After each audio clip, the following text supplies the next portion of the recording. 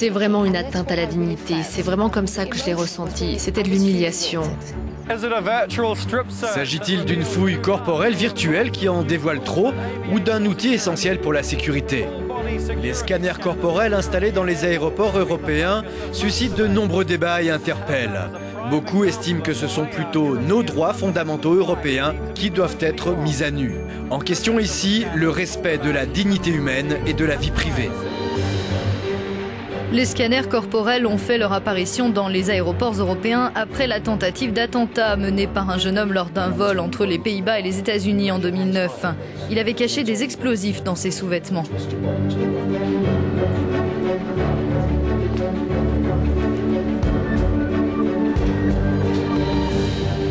Certains clichés pris par des scanners diffusés sur Internet et dans les médias peuvent sembler peu détaillés, mais d'autres images montrent que l'on voit bien plus que prévu, comme on le voit sur celles qui nous ont été fournies par un Britannique. C'est ce qu'a constaté cette femme originaire de Malte à ses dépens, alors que son organisation européenne a été sollicitée pour donner son avis sur ces fameux scanners. Elle a dû s'y confronter pour la première fois. C'était horrible.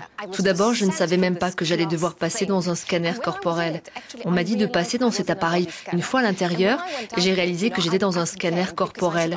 Quand je suis sortie, je me suis plainte parce que j'avais le droit de refuser. On m'a répondu que soit j'acceptais, soit je n'embarquais pas.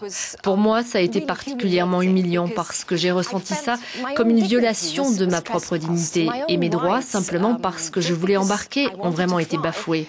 J'estime qu'on ne devrait pas sacrifier les droits individuels pour des questions de sécurité.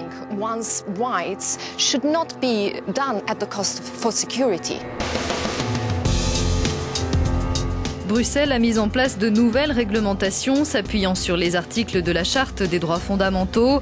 On a accordé aux passagers le droit de refuser d'être scannés et de pouvoir choisir une méthode alternative de contrôle par écran.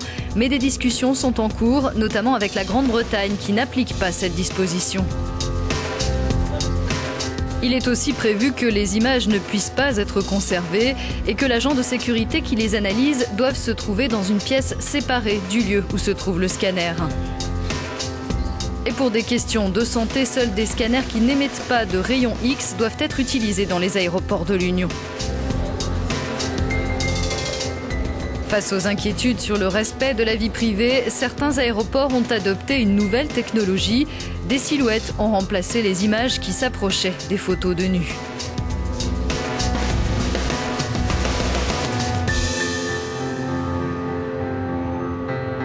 Pour parler de cette question, rencontre avec un représentant d'association, Big Brother Watch a été l'une des premières organisations à soulever le problème. Son directeur affirme que les passagers sont encore bien loin d'être satisfaits. C'est une chose de donner satisfaction aux avocats et aux autorités. Mais c'est bien différent quand des gens racontent qu'ils ont été forcés de passer par un scanner avec leur enfant. Et puis il y a aussi le fait que des hommes puissent voir les images de femmes scannées.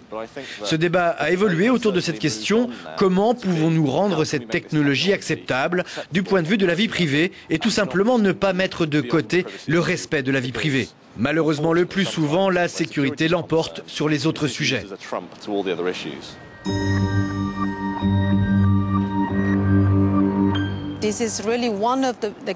C'est vraiment l'un des exemples pour lesquels les droits fondamentaux ont été pris en compte dès le départ dans l'évaluation d'impact qui accompagnait la proposition.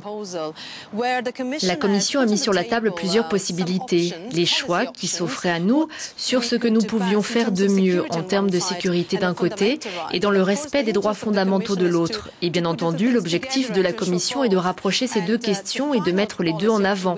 Et l'option qui a été choisie au final est la meilleure possible. La Charte des droits fondamentaux de l'Union européenne est devenue contraignante lorsque le traité de Lisbonne est entré en vigueur en décembre 2009. La Charte se divise en 6 catégories. Dignité. Justice. Liberté. Solidarité. Citoyenneté. Égalité. Reste à savoir si les citoyens comprennent vraiment dans quel cas la charte est utile. Il faut par exemple rappeler qu'elle n'est contraignante légalement que dans les domaines où les pays européens appliquent la législation de l'Union. La Commission européenne promet d'établir un rapport annuel sur l'application de la charte. Le prochain doit être bientôt publié. L'une des choses les plus importantes que prévoit la charte, c'est le fait de garantir à chacun le droit de saisir une cour pour faire respecter les droits inscrits dans la charte pour n'importe quelle situation où s'applique la législation européenne. Et lorsque les citoyens le font, ils disposent de toute une panoplie de droits qui leur assurent un procès équitable.